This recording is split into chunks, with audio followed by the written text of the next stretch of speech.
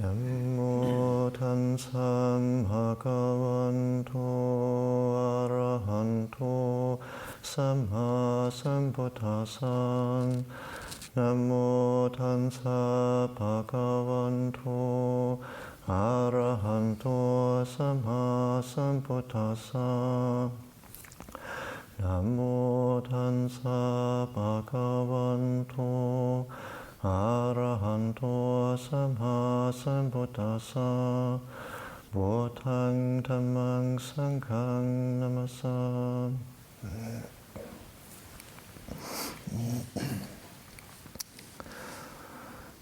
Okay, good morning. Today will be my last day of sharing readings, so today I just wanted to do a little bit of reading from the biography of Luang Por Waen, and he was one of the great disciples of Ajahn Mun, and I just wanted to read a few of his Dhamma reflections around the themes of body contemplation and sensuality and the contemplation of death. And just to apologize beforehand if anything in these readings is a little bit coarse. Luang Por Waen is definitely very straightforward in his teaching style. So some of his teachings can be a bit hard-hitting about the body, but I think they're still really excellent, very excellent teachings. And I wanted to begin by reading the first paragraph in his biography, which is really an excellent description of who Luang Por Waen was as a person, as a monk. Luang Por Waen never talked about superior states of human attainment. He said that whoever talked about superior states of human attainment was only interested in gain, praise, and fame. He said that whoever was interested in lay people was only interested in gain, praise, and fame. Luang Por Waen wasn't interested in lay people. When lay people came, he would just go into his kuti and lie down on the floor with his legs in the air.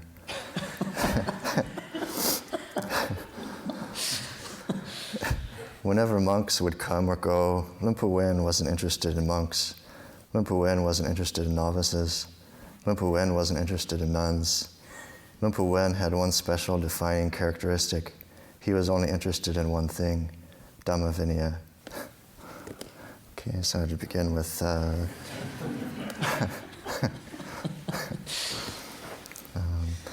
to begin with one of Luang Por Waen's reflections on contemplation of the body. Investigating, we have to bring things inwards. Investigate to know clearly, see truly. When you know clearly and see truly, things are let be of their own accord. Krubaya Kuman said, "These causes are old things, but we don't know old things. These old things cover up the truth right here, thus we don't know it. If we know these old things, we don't have to go reminiscing about them. They're just old things. Eyes, ears, nose, tongue, and body, these are old things here. Legs, arms, eyes, ears, nose, tongue, and body are old things right here. When we come to practice meditation, we investigate these things. Know them clearly, see them truly. See things clearly differentiated within. We thus will be able to go to Nibbana. Nibbana is bound to be within dirty things right here, so we can't see it. Turn these dirty things around in order to see them clearly. Real sages don't abandon effort. We should be like that until we know truly, see truly, know clearly, see clearly. At this point, we don't come to play with this mass of filth anymore. Investigate, investigate, having Nibbana enter into this body right here. Make it a realization right here. If it hasn't been made clear, you haven't realized it yet, Make it a realization. Once you've arrived at realization, recollection will be very good. If it is not to that point yet, full and complete in this body of fabrications, investigate in order to know these dirty things clearly and see them truly. Once clear knowing goes inwards, this is the one that knows, or just Nibbana, the one that is bound up with dirty things right here. Where would you go for it? Take it up right here. Eyes for one, ears for one. The eyes see a visible form, whether it's a woman or a man or various other sights. Once it arises, where has it arisen from? That person says that, this person says this. Whatever they say, it's the same thing right here. Remember this well. If you don't remember it well, you'll reminisce about old things, the past and future here. This is important.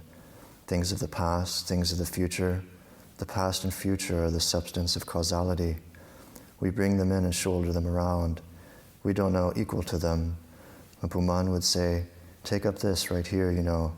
How many other places will you go collecting things and shouldering them around? We can't do that, or soon the fires of hell will burn us.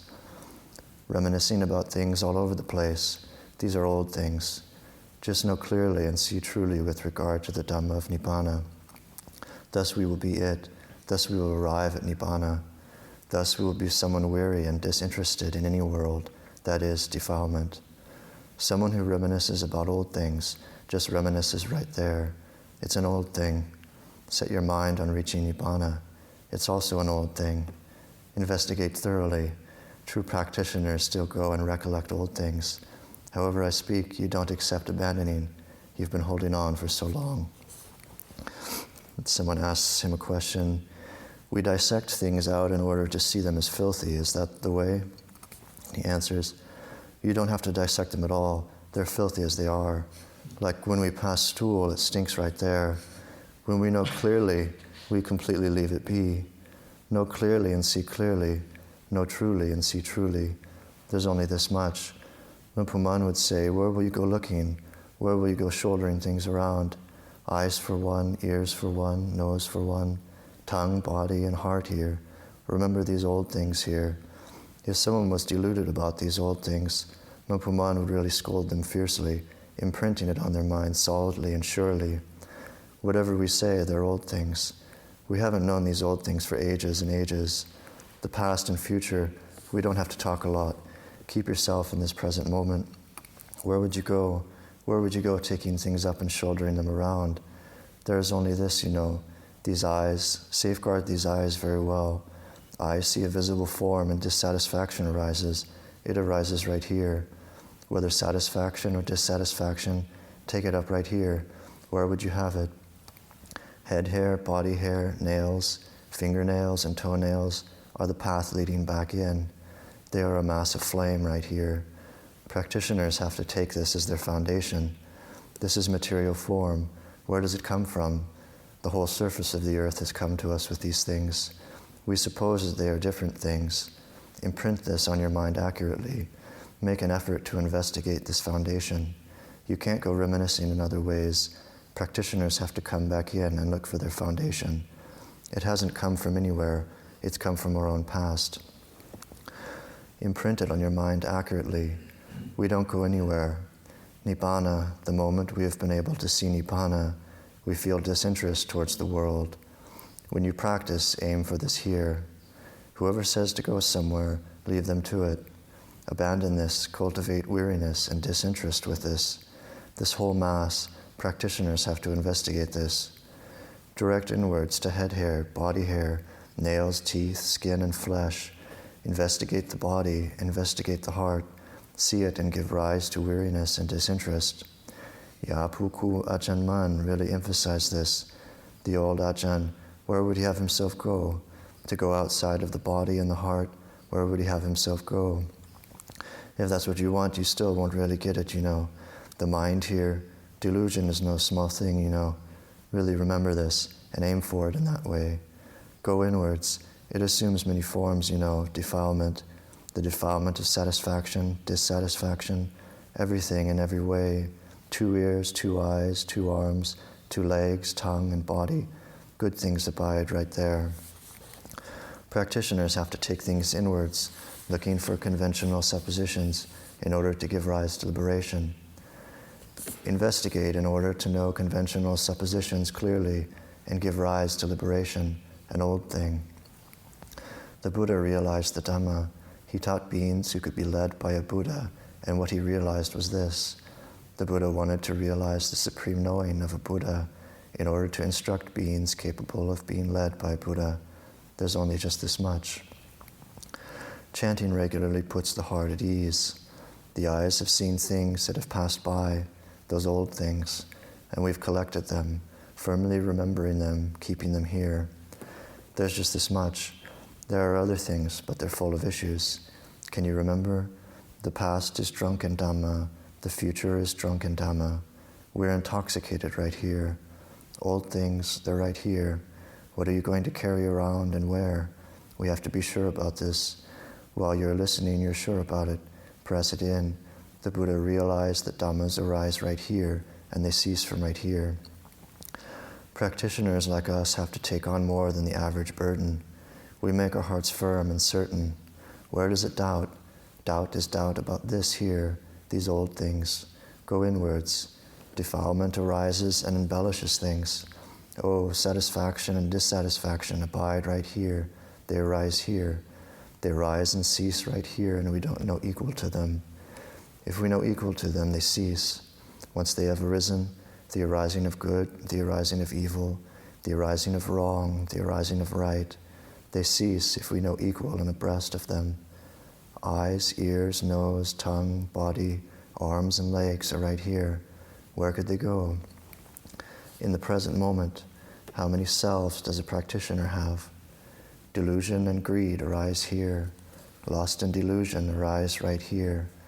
Anger, delusion, greed, they arise right here. If you press in on them like this, you will gradually gain strength. An old thing. Remembering Krupaya Puman, he said, it's right here. Where will you go looking?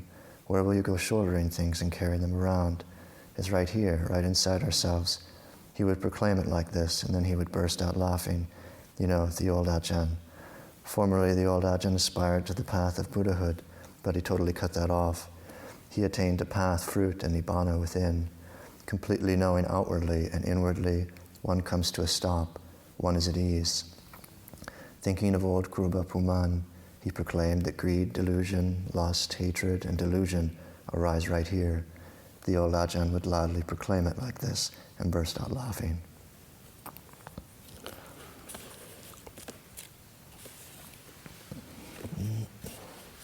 There's a couple terminologies there I'll point out, like Kruba Puman. That's like probably a very close and warm colloquial way of referring to Ajahn Mun. The Kruba, it's like comes from Guru Baba, the Indian, like Venerable Father, Guru. Pu is like Grandfather Mun. So it's like, just a warm, friendly way of referring to him, because Luang Por Waen was one of his earliest disciples.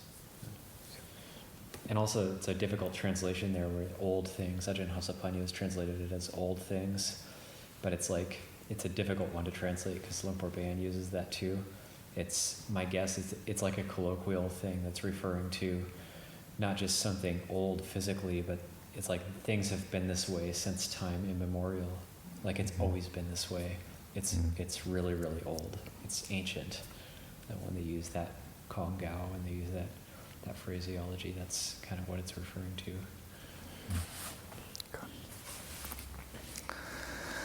Okay, so now just read another short reflection. This is a talk that was given to the monks in 1979 on the topic of sensuality. This sensuality envelops the world. It is the master of the world. The worlds of deprivation are the same. Wherever it is, there is only sensuality. Killing each other, competing for advantage, is because of the sensuality. Everything is sensuality, the defilements of sensuality. It is the singular substance of sensual defilement that gives rise to war and fighting. Love and hate arise because of sensuality. There is conflict because of this sensuality. There is agreement because of this sensuality. The love and hate that arise in this heart are because of sensuality. Our preceptors and teachers have already taught us the meditation themes: head hair, body hair, nails, teeth, and skin. The fivefold group of meditation themes culminating with skin, or where sensuality is established.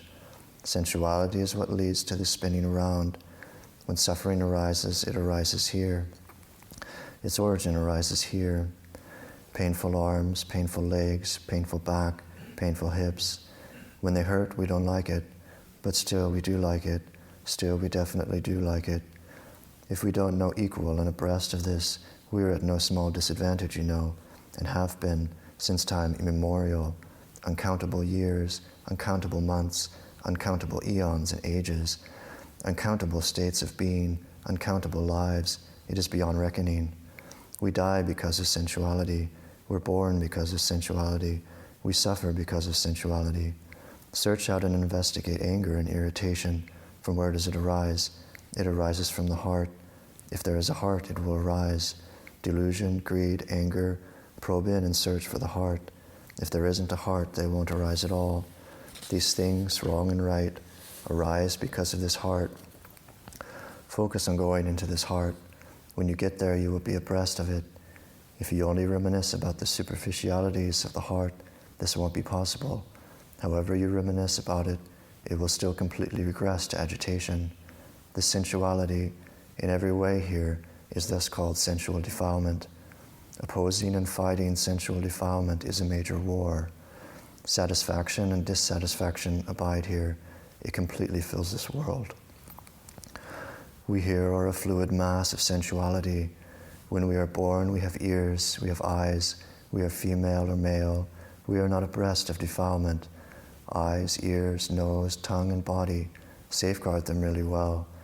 Investigate the fabrications of the physical body. Investigating just the map is not the way, you know. The map of Dhamma study, you have to bring things in to look at this body, bring things in to look at this heart.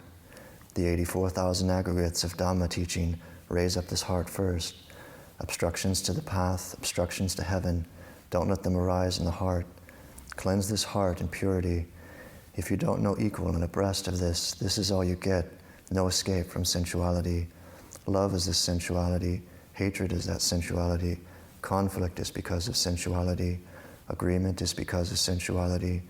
The killing all over Thailand is because of the sensuality. Safeguard virtue. Safeguard your eyes. Safeguard your ears. Safeguard your nose. Safeguard your mouth. Restrain and compose your sense faculties. Safeguard the four properties and the five aggregates here, and investigate on in. Head hair, body hair, nails, teeth, and skin, the fivefold group of meditation themes about sensuality, culminating in skin. Suffering arises here. The origin of suffering arises right here. Bring things inwards, bring things inwards. The five aggregates, the four properties, earth, water, fire, and wind. Investigate, focus, and develop skill into these things, and you will see that sensuality is nothing amazing at all. Like old Chao Kunupali has said, don't be deluded and don't enter into it. If you enter into it, it will kill you, you know. We have to avoid it, evade it, you know. Pigs, dogs, ducks, and chickens, they're all indulging in sensuality all over the country beyond reckoning. This sensuality doesn't give rise to anything marvelous at all. There is only virtue and discernment.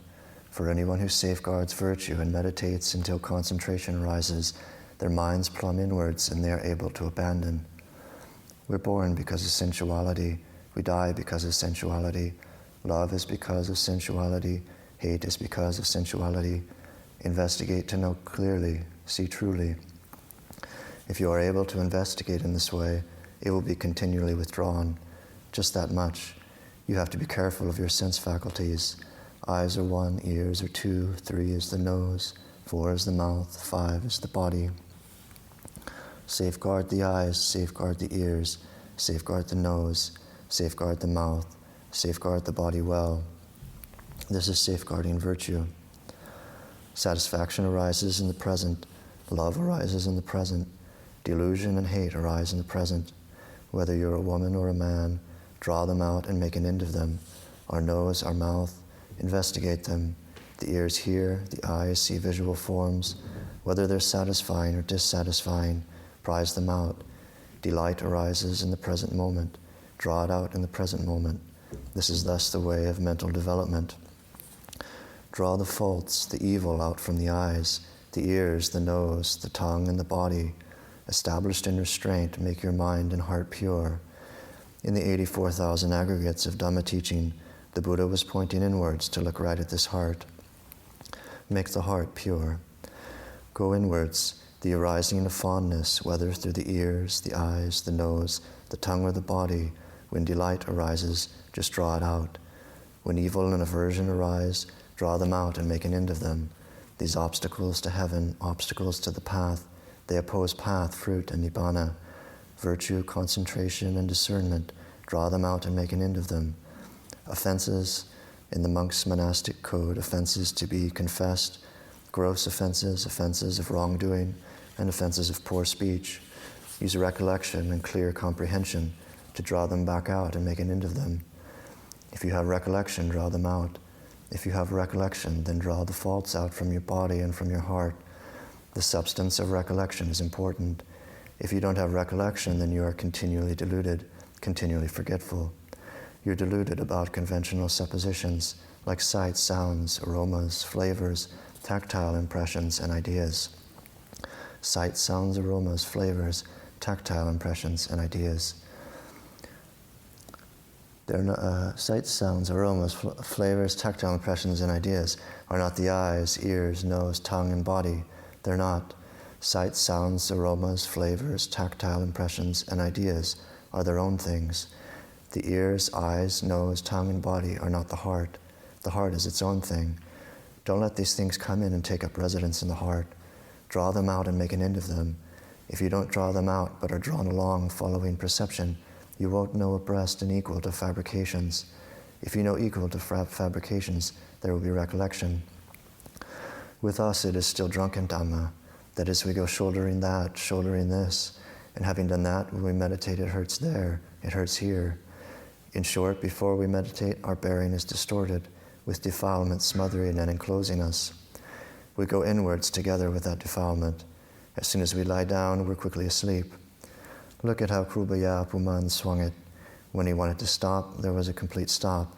When he wanted to leave things be, he totally let them be.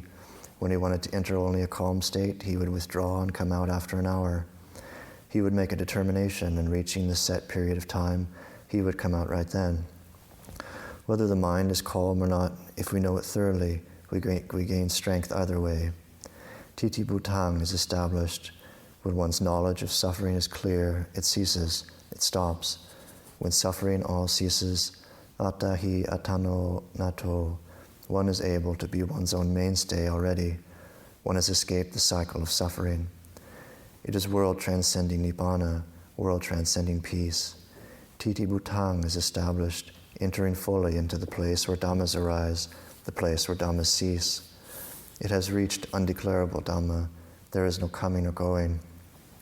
Wholesome intentions, unwholesome intentions, it has nothing to do with them. Wholesome intentions are good karma, unwholesome intentions are evil karma. Just this much make up the modes of conditionality. If one rises to the level of undeclarable Dhamma, there is nothing to do with intention at all. Weariness and disinterest towards the way of sensuality. Investigate head hair, body hair, nails, teeth, and skin, the fivefold group of meditation themes culminating with skin, the meditation on the body. If you completely know them at all times, the foundation where karma is established, leading us into spinning, will be right here. Suffering arises right here. The origin of suffering arises right here. Path, fruit, and nibbana arise right here. Where could they go to arise? Headaches and nausea, back pain, hip pain, arm pain, leg pain, they arise right here. If the truth of suffering were to arise, where would it arise? When I went to Burma to see the state of practice and conduct there, they hadn't gotten the essence. There was big, empty talk, transcendent virtue, the transcendent path, and transcendent Dhamma, big and empty. They were saying that in this day and age there is no path, fruit, and nibbana. Development, they didn't have cause to, so they didn't develop anything.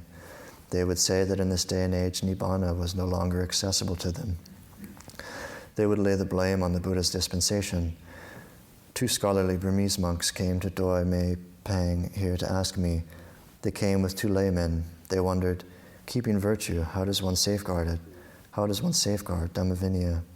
I told them, virtue is safeguarding the body, these eyes, ears, nose, tongue, and body. This is what you safeguard. Whether it's the 5-fold virtue, the 10-fold virtue, or the 8-fold virtue, you safeguard the eyes, ears, nose, tongue, and body. This is virtue. Even the monk's monastic code, come back in and make the body, speech, and heart pure. It will thus be virtue. Obstacles to the path and obstacles to heaven will oppose path, fruit, and nibbana. Draw them out and make an end of them. Have virtue, draw them out.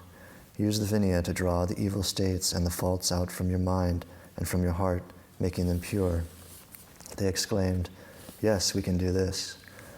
Safeguard the eyes, ears, nose, tongue, body, and heart.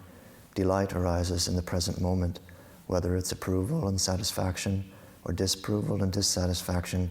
Draw it out from this heart here and make an end of it. We make our hearts pure. The Vinaya is, namely, drawing the faults and the evil states out from the body and the mind.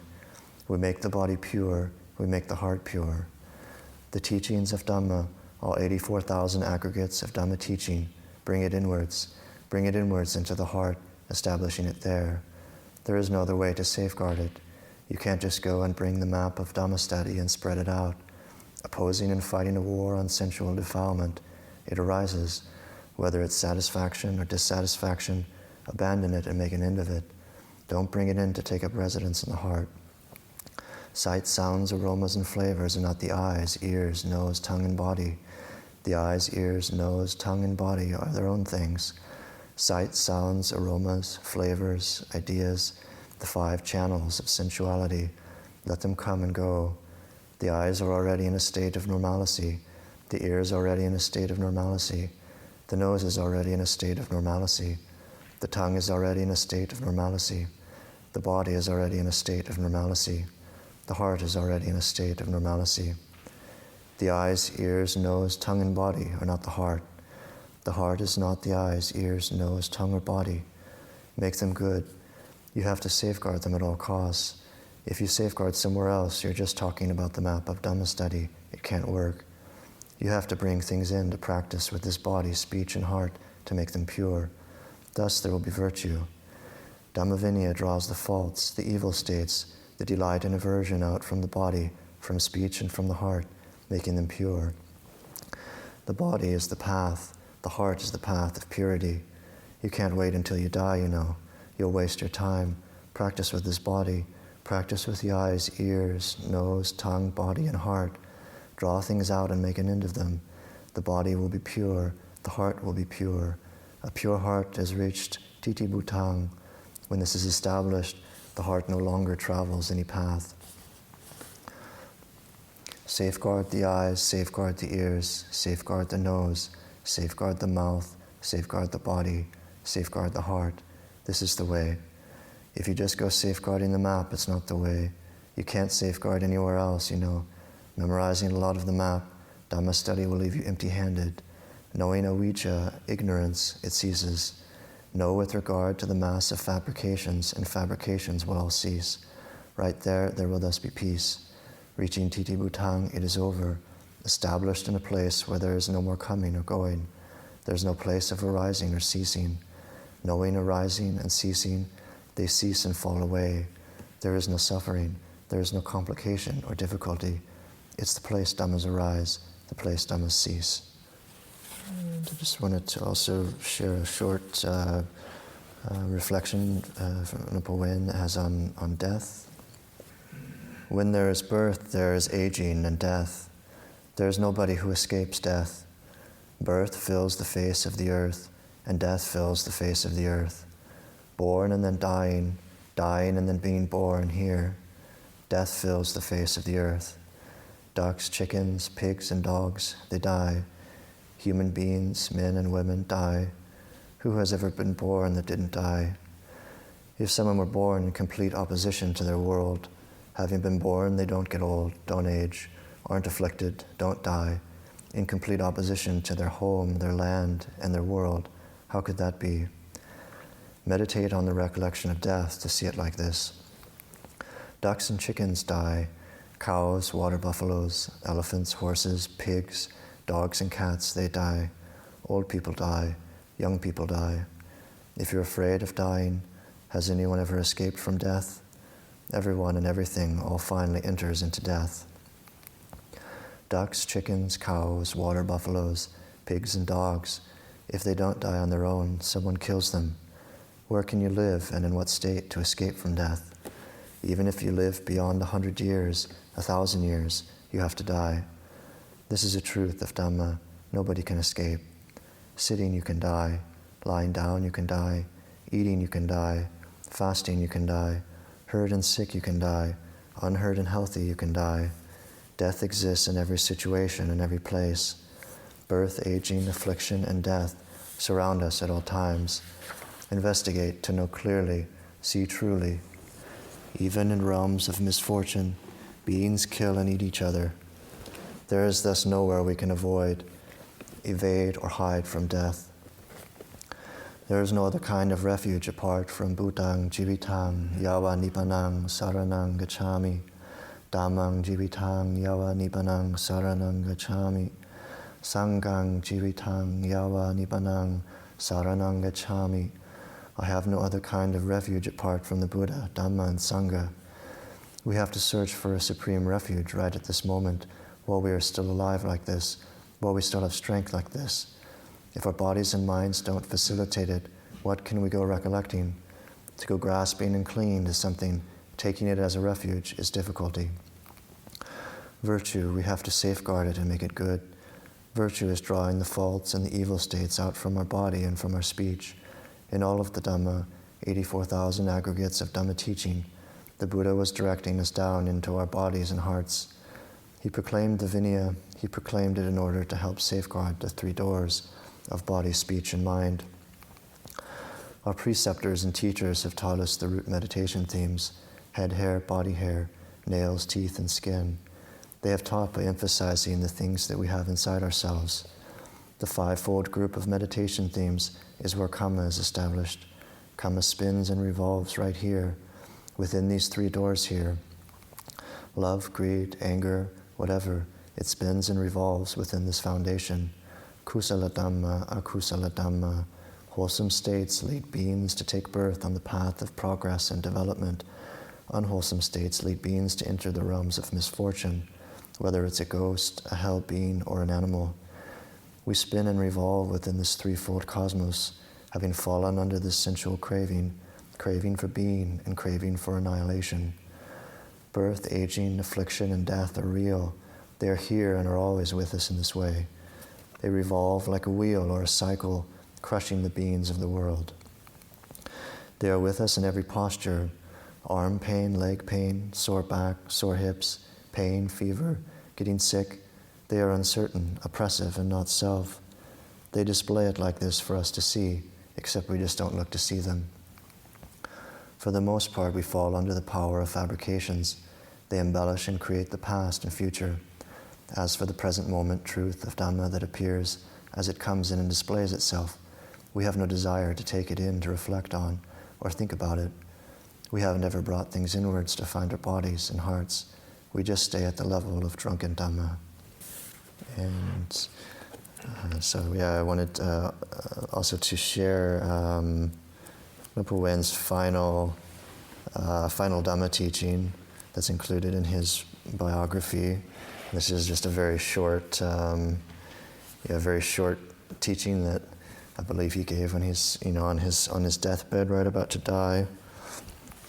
And this is a great, great summary of his teachings.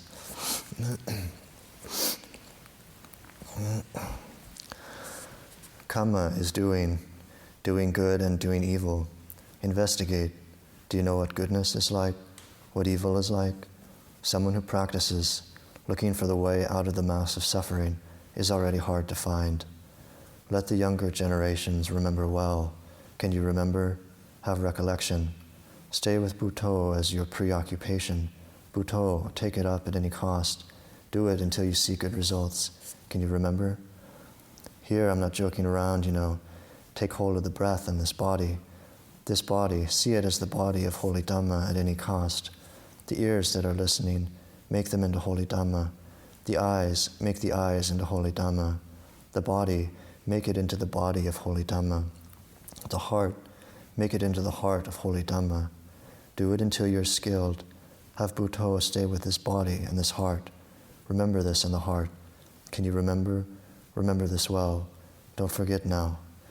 You don't have to go knowing anywhere else. It lies in this body. This body is suffering. These days, fabrications are breaking up and I'll die. Know this. Can you remember? Sampayoko, know this. They have to separate. We don't have to be frightened. Investigate this right now. Can you remember? Remember it well. Know right with the body and with the heart. Don't go and forget.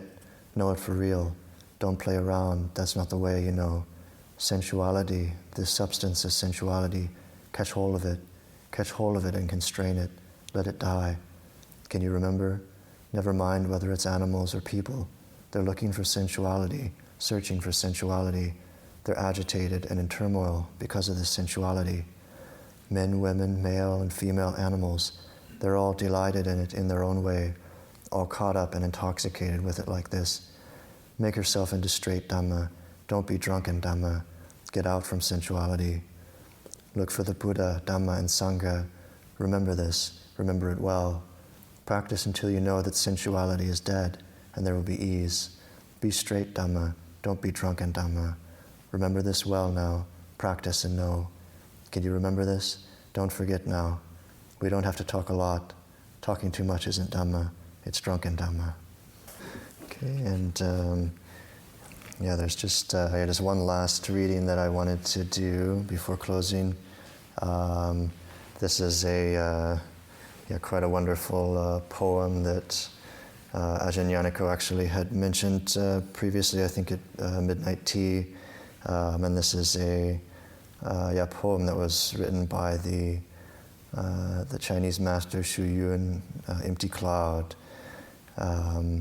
When he left home to become a monk at the age of 19, he wrote this quite wonderful poem, and as kind of a farewell letter to the world, and it's called the Song of the Skin Bag.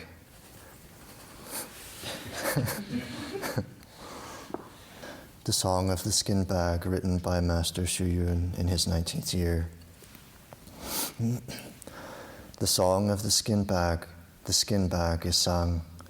Before the empty eon, it had neither name nor form.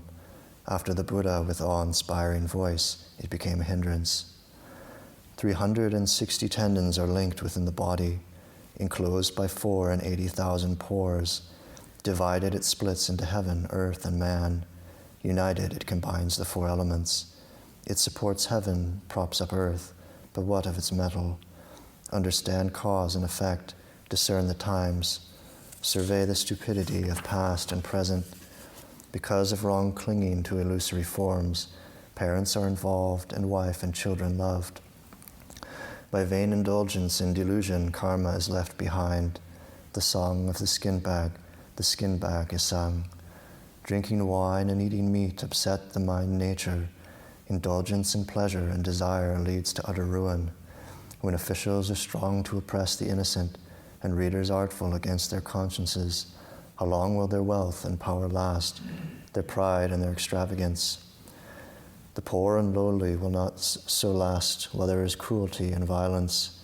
Discrimination between self and others leads to inequality, destroying living beings as worthless things. Thinking and discerning cause desire, stupidity, and hatred, while becoming lost in heresy invites self-destruction. Killing, stealing, adultery, and lying have no end, and rude behavior to others increases attachment and aversion. To scold the wind and curse the rain is disrespectful to the gods, while depression comes from ignorance of birth and death. When leaving a cow's womb to enter a mare's belly, who will sing of or lament your change of form? Many evil acts without a good deed will make aimless and toilsome your transmigration. Entering the 3 evil realms, falling into hell, causes suffering to animals and hungry ghosts. The ancient sages would oft repeat their warning. Likewise, the morning bell and drum at eve are to change your heart.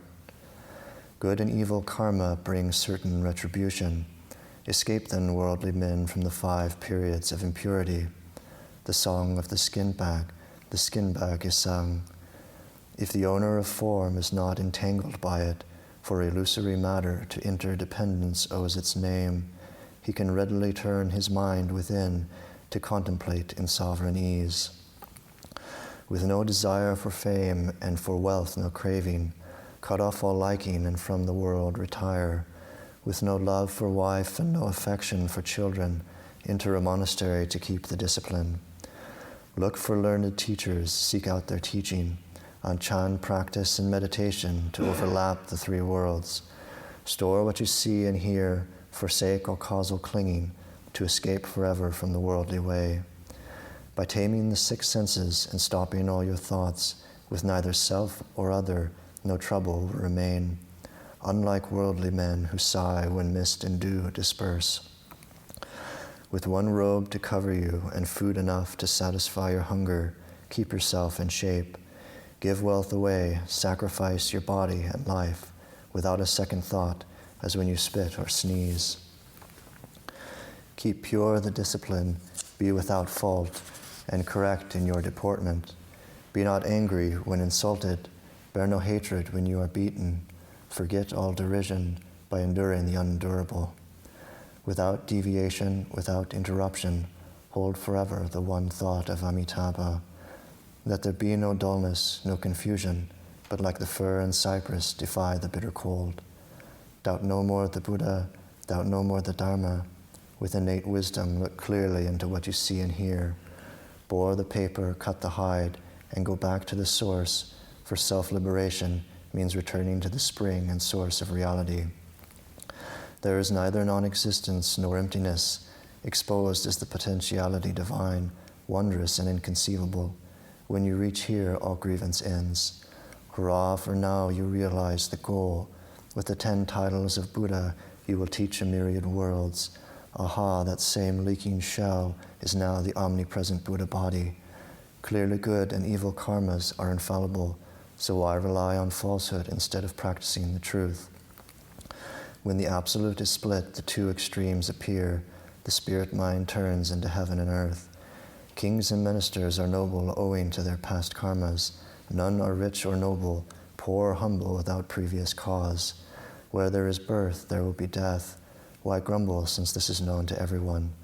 For wife, children, and self, for happiness and wealth, all prospects are spoiled by anger and desire.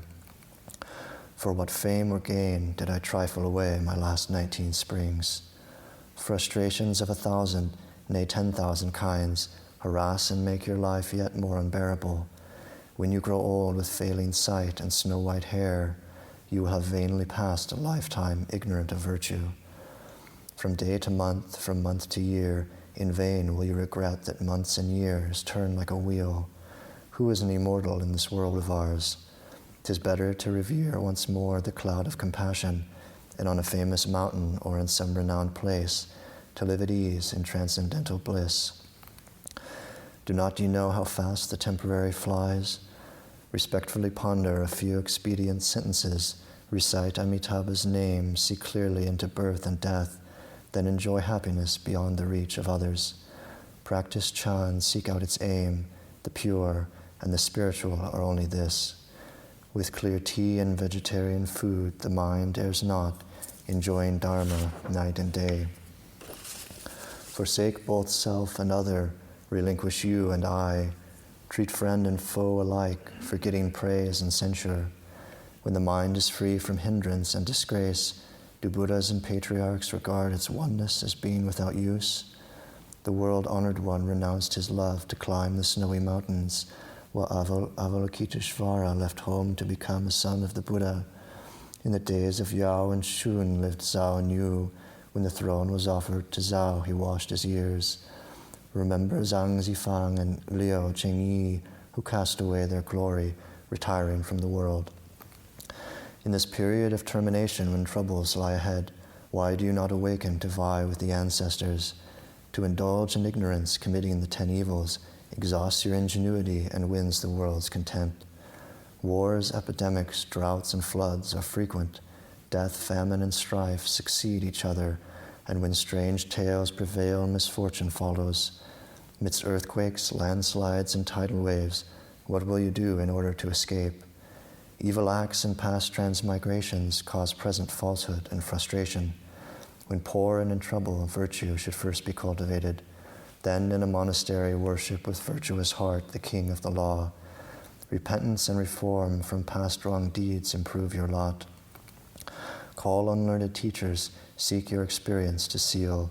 First learn, then leave both birth and death to realize the mind nature. Impermanence exposed reveals eternity. Path lies in path within your practice. The saints and sages left clear sayings to reform the world. Slight not then the teaching of the Tripitaka. With earnestness and deep sincerity, I urge all human beings to be righteous. Take not my words as idle, nor forget them, for self-cultivation leads to perception of self-nature. Hasten your practice, be ever zealous, for the sowing of Bodhi is the direct cause of awakening. The 9 stages after rebirth in the lotus are testified by the Buddha, and Amitabha will take you to the Western paradise. Lay down your bag of skin, leap on the vehicle supreme. This is the song of the skin bag. Tell it to your friends. Any questions?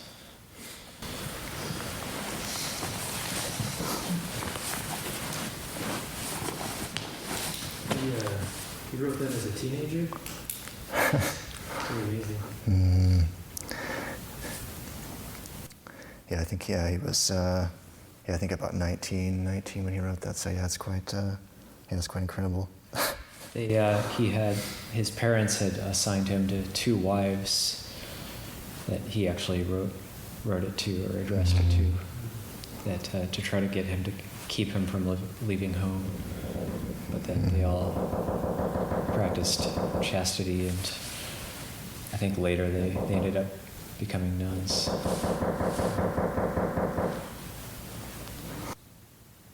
Okay, thank you.